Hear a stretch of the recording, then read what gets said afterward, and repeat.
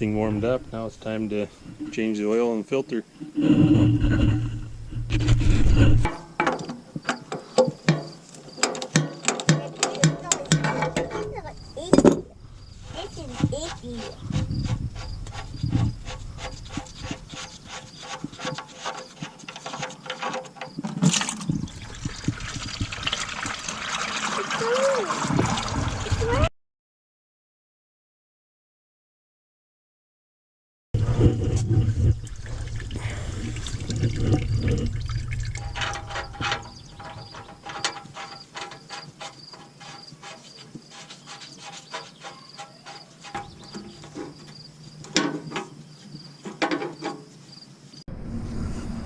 Got this license plate wired up down under the filter.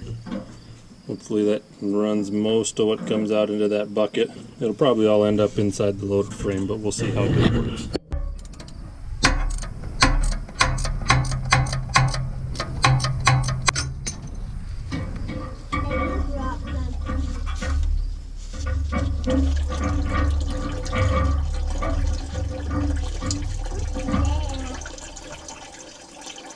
I'm gonna put yours right here. Okay.